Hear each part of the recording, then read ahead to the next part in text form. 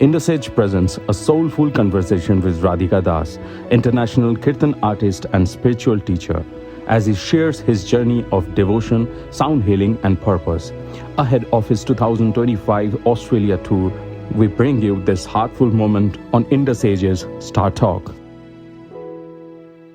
Your transition from a London based lifestyle to becoming a global Kirtan artist is inspiring. Could you share what led you to embrace Bhakti yoga and mantra music? For me, it was a moment of heartbreak.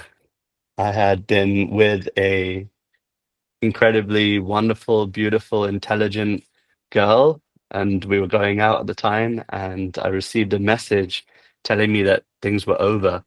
And it was while I was on a retreat that was being held by Bhakti yogis. And so I was very reluctant to get involved with the chanting because I thought it was quite strange, if I'm honest, to begin with. But I think we learn more from rock bottoms in our life than we do from mountain tops. And so that moment of heartbreak, it made me feel, okay, you know what have I got to lose? I might as well just try this, that all these monks are chanting. I might as well get involved with them. And by the end of the chanting, there's a picture of me that no one will ever publicly see, where my arms are raised in the air. And I was wearing a very tight t-shirt because it'd been washed in the washing machine too many times.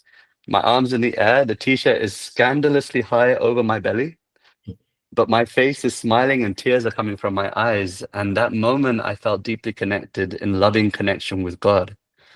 And so after that experience, I ran up to the Kirtan facilitator, the Swami that was leading, and I said, that was something else. Like, please explain to me what this is. And 15 years later, well, more than, now it's been 18 years since that experience, I still find myself moved by the chanting and connected by the chanting and inspired to share the chanting with others. The title of your tour suggests a profound experience. What can attendees expect from your performance in Australia? I hope that it will bring the opportunity for a life less ordinary. What I mean by this is that oftentimes we are promoted that material consumption, a new Gucci handbag, a new house by the sea, a new flat screen TV, that will bring us happiness. But what I aim to share is a life less ordinary, in which you can, through the medium of sound, through the medium of chanting the names of divinity, you can find deeper happiness because it moves you on the platform of the soul. We are more than these bodies and more than these minds. There's something within. It's known as the soul, like a bird within a cage. And when that soul is fed, then you feel from within a deep happiness that otherwise you've never felt before. And so I want you to experience that by coming a life less ordinary. I will definitely be there because I just happened to listen to a few of your bhajans, and I've become a big follower. Oh, grateful. I'm humbled. I'm telling you, your singing is making me very calm and very happy. So thank you very much for that. So you're proof, living proof. It's working. How do you perceive the reception of Kirtan and Bhakti yoga in multicultural society like Australia, especially among Indian diaspora? I think it's really wonderful that a process such as Kirtan is being universally accepted from various cultures. Actually, our scriptures speak about this. The Vedic scriptures, like the Bhagavad Gita and the Srimad Bhagavatam, they tell that this process is universal. It's meant for everyone, not just those of an Indian orient. It's a process that connects us back to the original source, to God. And so I'm very, very, very grateful that through my endeavors, I've been able to relevantly and accessibly draw in Western audiences towards this practice. And I think as a knock-on effect, actually, Indian audiences have become interested. When I first started, my audience was 90% Western. But I think what happens is, through the power of the internet and social media, people are attracted to see that others from different cultures are appreciating that which we were brought up with in many cases. And so I'm very excited and grateful that we're receiving such a wide appreciation from various different nationalities and cultures. And I think what's important is that we don't now see this as the only way in which chanting can be presented. See, I know that the tradition is held in our temples, held in our rituals. And it shouldn't be that we see now Radhika Das is presenting it this way, that it's only done this way. But let's also have not just this or this, but this and this. Yes. So both the tradition should live on, but also we should see that this is meant for more people to be attracted, and therefore that's what I'm trying to do. In today's fast-paced world, how does mantra music serve as a tool for inner peace and connections? If we're living such a hectic and busy lifestyle in which we're feeling that we're stressed out all the time, it's a sign we have to do something different. Einstein, he defines insanity like this. He says that by doing the same thing again and again and again and expecting different results, it's the definition of insanity. And so for the modern man to consume in the way that they are consuming, to constantly be chasing after dollars in the bank account, chasing after relationships that are fresh and new all the time, experiences of travel, but then not seeing any difference on the level of the soul is indication that we have to do something different. And so this practice, what it does very quickly, mantra, man means the mind, and tra is short for trayate, which means to free, to liberate the mind. So by chanting, what happens is we forego the material process and we directly cut through straight to the source of the problem, which is that our minds are busied with materialism. And what's really required is the remedy, which is a soul connection. I fully agree. You worked with renowned producers like Ryan Hadlock. How have these collaborations influenced your music journey? Incredibly. Ryan is such a world-renowned producer with artists such as Shawn Mendes, Vance Joy, the Lumineers under his catalog. And for him to sit in the studio while we were chanting with his eyes closed, feeling connected without even knowing the meanings of these mantras, is a sign that he also sees that this music is universal. So having mainstream artists, mainstream producers being involved is such a benefit to the endeavors that I'm going through to try and make the world a better place. In my endeavors to give people the opportunity to connect with God through chanting. So we need more people of the mainstream media to take the message of peace and joy without the attachment of closing them into an institution. We need to make this really at the forefront of our agenda. That we, let me tell you like this: Martin Luther King, he said something profound. He said that those who love peace must learn how to organize themselves more effectively than those who love war. Those who love war never take Sunday off.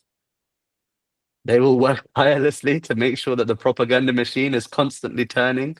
And so people like Ryan Hadlock, who are in the mainstream, have given an opportunity to share this chanting through his production of the chanting music that I've done with him.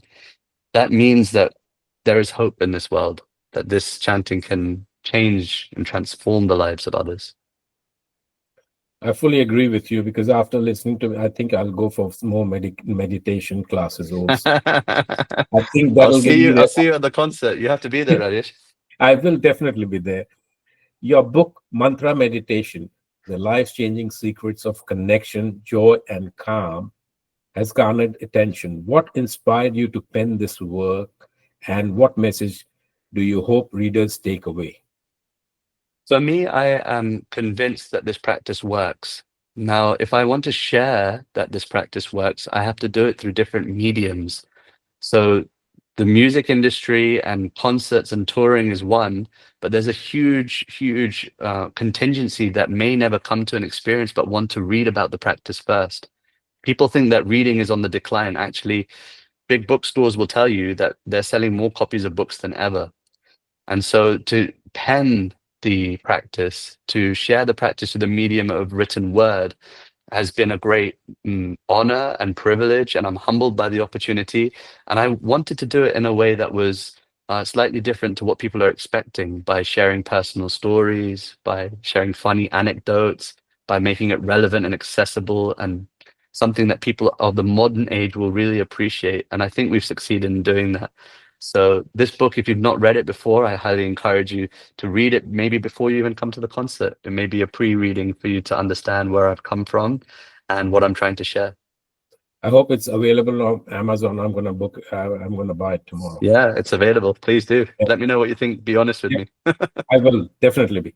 With significant following among younger audience, how do you make ancient practice like Kirtan relatable to the modern youth? I wish my kids get also join you. That's all I wish. Yeah. Well, I think I do it in several different ways. One is I try to dress slightly differently than you'd expect me to, which is I don't wear the robes, I don't shave my head. So I think immediately people feel a little at ease with me. They didn't know that I'm an ordinary fella. I'm not trying to convert them to something, but I'm trying to share a practice that will really help them. That's the first thing. The second is that I try to do it through the medium of music and sound and attractive music. So it should sound good. It should be pleasing to the ear. It should make you want to tap your foot or at least, or even dance around the room with me. I want to try uh, by not making people feel that they need to now be sectarian and join a cult, but rather they can just take the practice and add it to your life. What I'm trying to do is not say, don't do this and don't do that, but rather try adding this. So I think people are attracted by things that will not take away from their lifestyle. In fact, I was told that one great saint, Bhaktivedanta Swami Prabhupada, he says that you can be a bhakti yogi in suit and tie. So it doesn't matter whether you're a yogi, whether you're a religionist, whether you're someone who works in an office, whether you have no job, whether you're a housewife or a house husband, that this practice is universal. It's for everybody. So by explaining that, expressing that through spoken word, through written formats, through the way I externally present myself, I aim to try and be accessible and relevant. I agree. Could you share a particular memorial experience from your global tours that left a lasting impact on you? Well, most recently I went to Zurich, and while I was in Zurich, I was convinced that that European city would not be so warm in reception of the chanting. I've had experiences in Germany, for example, where stereotypically they take a little while to warm up, and I thought that Zurich would be the same. But actually, it was very different to what I expected. People were dancing very quickly and chanting with great volume. And so much so that I got inspired to stand up myself and join them. And this was not part of the plan. This was not part of the, how to say, the roster, the playlist of the tracks that night that I would stand and hold the mic in my hand. But I felt that why is it that it shouldn't be rather that it's me and them, but us together in this moment. And so that happened, and I think it almost felt like the roof was about to collapse on us because everyone was chanting so loudly and dancing with such ecstasy that I felt that this was a really nice connected moment. It felt like almost as though God was in the room. What message would you like to convey to our readers in Australia who are eager to explore the depths of mantra music and spiritual connection?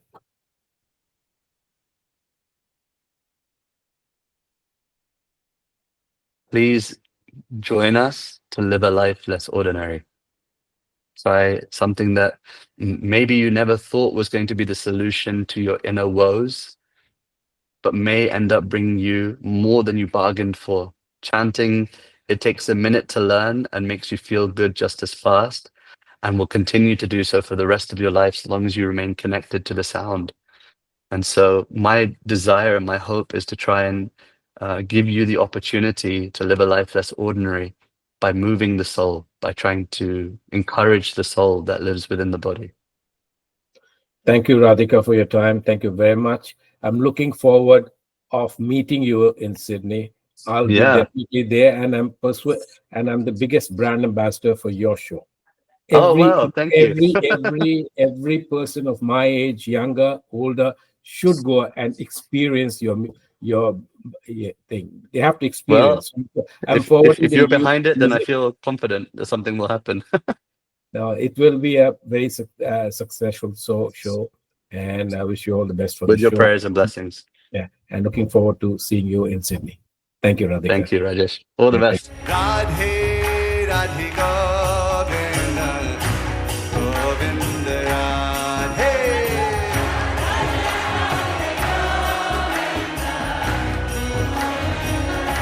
Bhajamana Radhe Radhika Govinda Govinda Radhe